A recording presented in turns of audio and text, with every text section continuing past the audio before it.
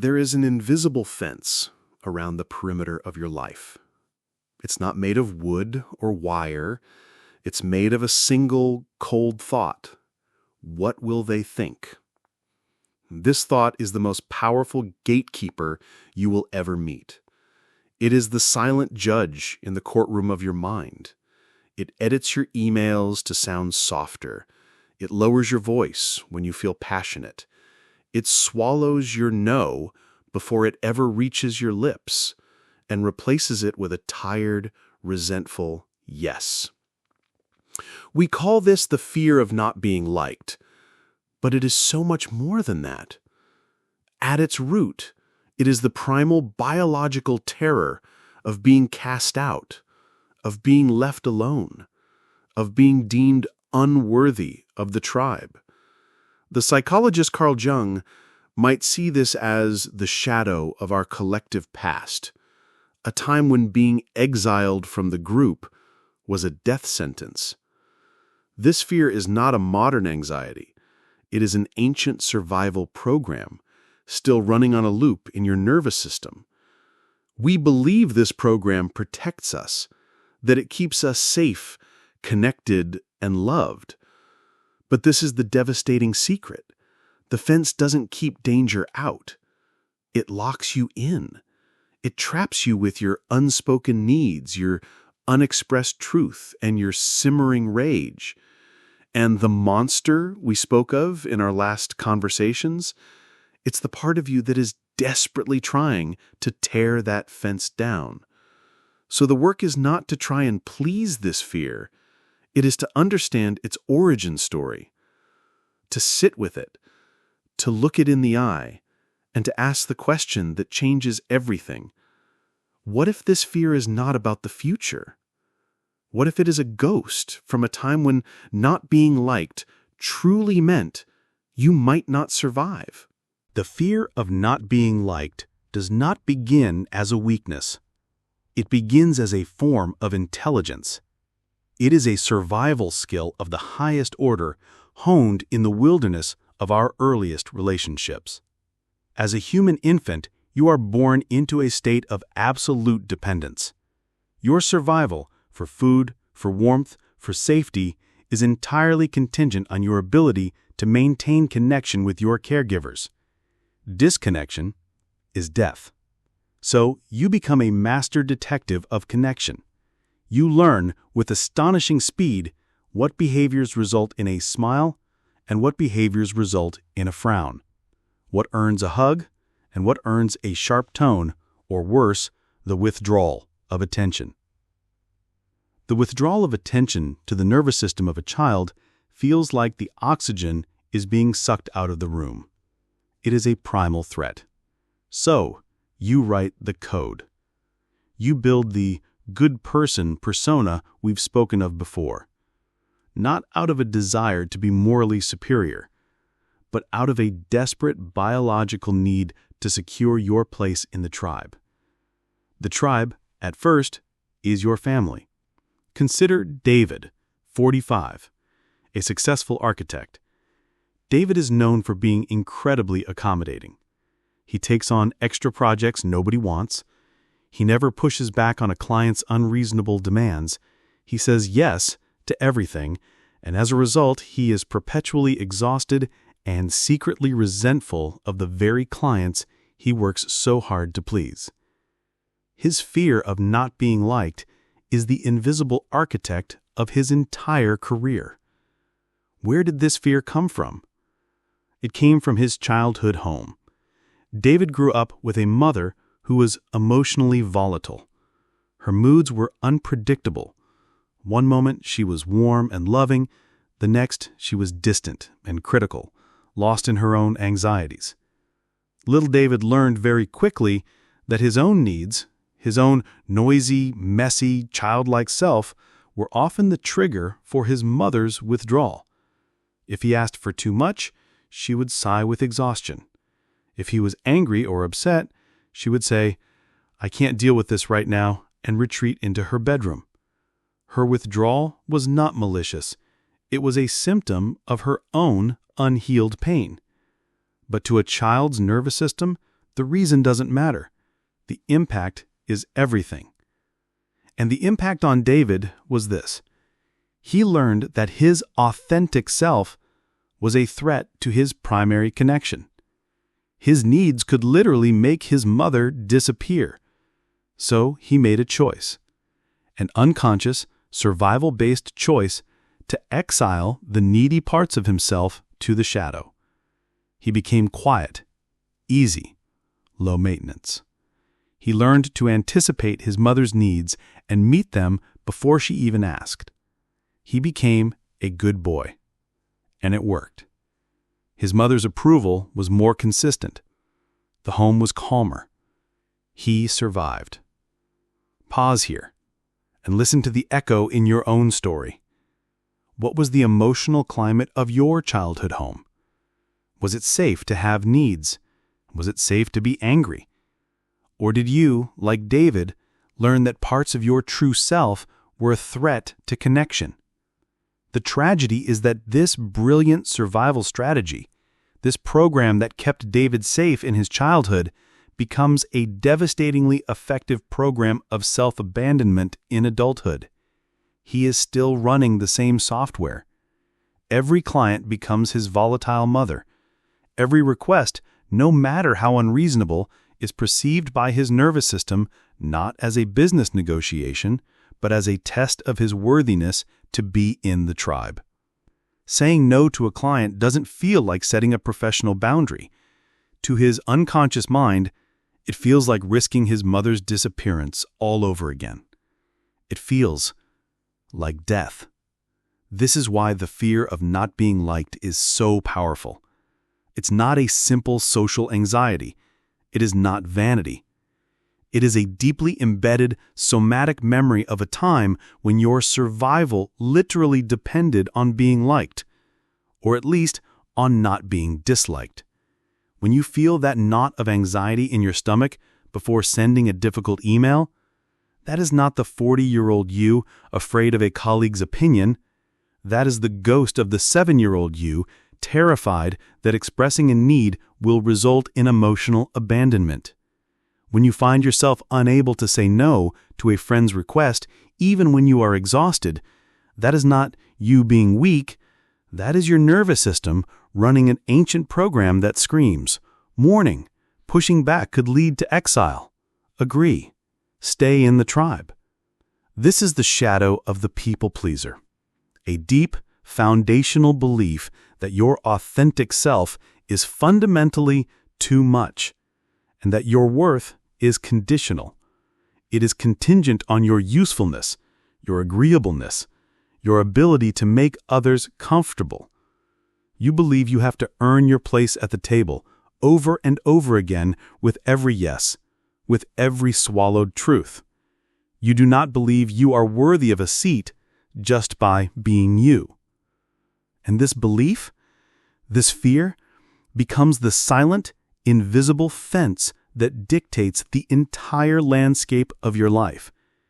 It determines the jobs you take, the relationships you accept, and the dreams you never allow yourself to pursue.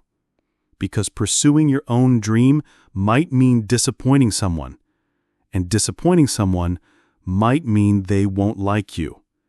And not being liked, to the child within, is the one thing that must be avoided at all costs. So this ancient survival program, this fear of being disliked, it kept you safe once. But the world has changed. You're no longer a dependent child. You're an adult with resources, with skills, with agency. You can feed yourself. You can house yourself. Your physical survival no longer depends on the unconditional approval of others. But the program doesn't know that. It is frozen in time. It is still running on the old hardware of your childhood nervous system. And now, this program that once ensured your survival is the primary architect of your quiet suffering. It has become a maladaptive strategy, a ghost in the machine of your life making decisions for you from a place of outdated fear. Let's look at how this ghost operates. It operates through a process Carl Jung would appreciate: the suppression of your authentic self in favor of a socially acceptable persona. The fear of not being liked is the fuel for the people-pleaser's persona, and this persona has 3 primary directives that slowly, methodically drain the life force from you. The first directive is hypervigilance. You are constantly scanning the faces and moods of others. You become a master at reading micro-expressions, shifts in tone, subtle changes in body language. You walk into a room and your emotional radar is on high alert. Is she upset with me? Did I say something wrong? Does he seem distant? This is not a casual awareness. It is a full-time, high-stress job. It consumes a tremendous amount of psychic energy. Energy that could be used to create, to dream, to simply be, is instead diverted to this constant, exhausting threat assessment. You live your life not from a place of inner desire, but from a place of external reaction. You are a sailor on a stormy sea, constantly adjusting your sails to the shifting winds of other people's approval, with no destination of your own. The second directive is the compulsive yes, because the core program says disagreement equals disconnection equals death. Your default setting is yes. Yes, I can take on that extra project, even though I'm already overwhelmed. Yes, I'll attend that party, even though I'm desperate for a quiet night alone. Yes, your opinion is valid, even when you believe it is profoundly wrong. Every one of these compulsive yeses is a small act of self-betrayal. It is a moment where you choose someone else's comfort over your own truth. And each act of self-betrayal creates a small deposit of resentment in your soul's bank account. Over years, this resentment compounds. It grows into a quiet, simmering rage that you don't understand, because on the surface, you are being so good. This is the rage that fuels the overreactions we have spoken of. It is the accumulated energy of 1,000 tiny betrayals of the self. Pause here and think of the last time you said yes when you meant no. Can you feel the echo of that moment in your body? That subtle clenching, that feeling of being diminished. That is the feeling of self-abandonment. This leads us to the third and most devastating directive: the erasure of your own needs and desires.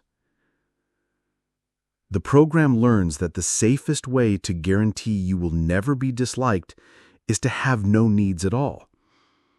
If you have no needs, you can never be a burden. If you have no desires, you can never be a disappointment. So you become a blank canvas onto which others can project their own needs. People say, "You're so easygoing, so low maintenance," and it feels like praise. But it is the most tragic compliment in the world. It is praise for your own invisibility. You become a stranger to yourself. When a friend asks, "Where do you want to eat?" you say, "Oh, I'm happy with anything. You choose." Not because you are flexible, but because you genuinely have no idea what you want. You have spent so long overriding your own preferences that the signal has gone dead. You have prioritized the desires of others for so long that you have forgotten to hear your own tastes. This is the ultimate price of being liked.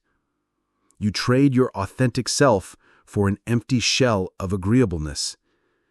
You gain the approval of others at the cost of your own soul.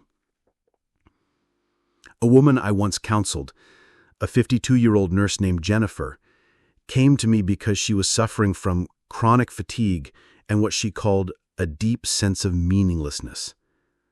She was loved by everyone. Her patients adored her. Her colleagues relied on her. Her family saw her as the rock, but she felt like a ghost in her own life. Through our work, she uncovered her core fear of not being liked, born from a childhood where she was the mediator between two constantly fighting parents. Her role was to be the good, quiet one to keep the peace. She realized she had not made a single major life decision, not her career, not the city she lived in, not even her hobbies, based on her own desire. Every choice was a calculation. What would make others happy? What would cause the least amount of conflict? Her meaninglessness was not a mystery. It was the direct result of a life lived entirely for others, fueled by the ancient fear that her true self was a source of conflict that must be contained. Your fear of not being liked is not just making you tired or resentful. It is actively preventing you from living. It is keeping you in jobs you hate, relationships that drain you, and a life that feels like it belongs to someone else. It is the silent killer of dreams, because to have a dream is to have a desire, and to have a desire is to risk being too much. And to risk being too much is to risk not being liked. The chain of logic is flawless, and it is a prison. So we stand before this invisible fence, this prison built from an ancient fear. We see how it has dictated our choices, silenced our voices, and drained our vitality. The logical question, then, is, how do we tear it down? The answer is both terrifyingly simple and profoundly difficult. You do not tear it down with one grand heroic act. You dismantle it, piece by piece, with small, consistent acts of courage. You must, intentionally and gently, begin to do the one thing your survival program is screaming at you to avoid. You must learn to disappoint people. Let that land for a moment. The thought itself likely creates a jolt in your nervous system. Disappointing people. For the people pleaser, this feels like a radical, even cruel proposition. It goes against the very core of our programming. But this is not about becoming a selfish or unkind person. This is about reprogramming your nervous system. It's a form of exposure therapy for the soul. You must provide your inner child with new, updated data. You must show that younger part of you through direct experience that you can be disliked and you will survive. That you can disappoint someone and you will not be abandoned. That you can say no and the world will not end. The key is to start small. So small, in fact, that it feels almost insignificant. We're not talking about quitting your job or confronting a difficult family member tomorrow. That is like trying to lift 1,000 pounds on your first day at the gym. You will only injure yourself. We start by lifting the 1 pound weight. What does a 1 pound weight look like in this practice? It is finding a low-stakes scenario with a low-stakes person and practicing a gentle, honest no, or stating a small, authentic preference. Let's create a tangible example. Imagine a colleague asks, "Hey, do you have a minute to look at this report?" Your automatic programming screams, "Yes, I must be helpful. My value is in my availability." The fear of not being liked kicks in. If you say no, they might think you're not a team player. They might be annoyed. This is the moment of choice. Instead of the compulsive yes, you pause. You take a breath. And you practice a 1 pound no. It might sound like this. I'd love to, but I'm right in the middle of something. Can I catch up with you in an hour? Or even simpler, now's not a great time, sorry. Maybe later this afternoon. Let's analyze what happens in this tiny act of rebellion. First, you have honored your own reality. You were in the middle of something. You told the truth. This is an act of self-respect. Second, you have provided your nervous system with a crucial piece of new data. You said no. And what happened? Did your colleagues scream at you? Did they report you to HR? Did they exile you from the office tribe? No. 99% of the time, they will simply say, "Oh, okay, sure, no problem." And they will move on with their day. In that moment, your inner child, who has been hiding in the bunker, expecting an emotional catastrophe, peeks out and sees that nothing happened. The world did not end. The connection was not severed. You have just successfully completed one repetition of the exercise. You have begun to rewire your brain. Here are other 1-pound weights. When the waiter asks, "Is everything okay with your meal?" and it's not, instead of the automatic, "Yes, it's fine," you practice. "It's actually a little cold. Could you possibly warm it up?" When your friend suggests a movie you have no interest in seeing, instead of saying, "Sure, sounds great," you practice. "You know, I'm not really in the mood for a sci-fi movie tonight. How would you feel about that new comedy instead?" Each of these moments is a micro opportunity for liberation. Each one sends a message to your nervous system. See, you can have a preference. You can have a need. You can disagree. And you are still safe. You are still here. This is not a path of aggression. It is a path of assertion. And it must be practiced with self-compassion, because it will feel uncomfortable. Your heart might race. Your palms might sweat. You will feel the pull of the old programming, the desperate urge to retreat back into the comfortable prison of yes. That is normal. That is the feeling of a deeply ingrained neural pathway resisting change. When you feel that discomfort, your job is not to scold yourself. Your job is to breathe and to whisper to that frightened part of you, "I know this is scary, but we are not that helpless child anymore. I am here. I will keep us safe." This is the gentle, patient work that dismantles the fence, not with a bulldozer, but by loosening one rusty nail at a time. The more you practice these small acts of authenticity, the more you build what Jungian analyst James Hollis calls a sturdy sense of self. You begin to shift your source of validation from the outside to the inside. Your sense of okayness is no longer dependent on the ever-shifting moods and opinions of others. It begins to be rooted in your own integrity, in your own capacity to honor your truth even when it's inconvenient, even when it might lead to someone, somewhere, not liking you. And you begin to realize in your bones that this is not only survivable, it is the only way to truly live. So we have faced the gatekeeper.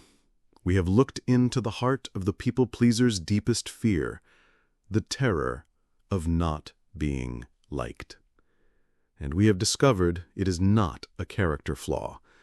It is a ghost, a survival program from a childhood where your connection, and perhaps even your safety, depended on your ability to be small, quiet, and agreeable. We've seen how this brilliant childhood strategy becomes a prison in adulthood, how the constant vigilance, the compulsive yes, and the erasure of your own needs are the architects of your exhaustion and resentment. But most importantly, we have found a key, a small, gentle yet powerful key to begin unlocking the cage. That key is the practice of disappointing people in small, manageable doses. It is the 1-pound weight of a gentle no, the tiny act of stating a preference. Each time you do this, you are not being selfish. You are being a loving parent to the child within you. You are providing new evidence to your nervous system that it is now safe to be authentic, that your worth is not and has never been conditional on your ability to please others.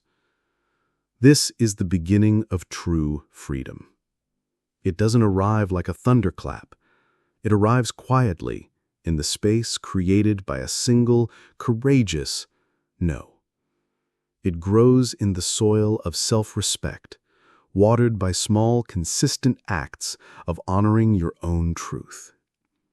The goal is not to become disliked.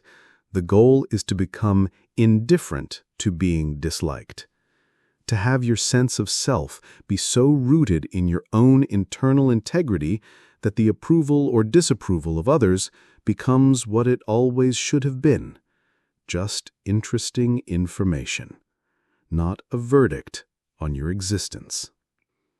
This journey starts from within. It is not about changing others. It is about reclaiming yourself. It's about choosing in one small moment at a time to no longer abandon yourself. As you begin this practice, something interesting will happen. You will feel discomfort, yes, but on the other side of that discomfort, you will feel something else. A flicker of energy, a sense of lightness. But you may also notice a new kind of fatigue. A weariness that feels different from the burnout of people-pleasing. It's the exhaustion that comes from the constant, low-grade stress of this inner battle. The energy it takes to say no, the hyper-awareness, the fear, it all takes a toll. You might find yourself asking, is this constant state of low-level stress my new reality? Is this just burnout, or is it something else? Is my body trying to tell me about the cost of this fight? That question, the question of burnout versus the cry of your shadow for rest and integration, is a critical distinction to make. And it is the very territory we will navigate in our next conversation. If this exploration of the fear of not being liked has resonated with you, I invite you to make a small, private commitment. Identify one 1-pound weight you can lift this week.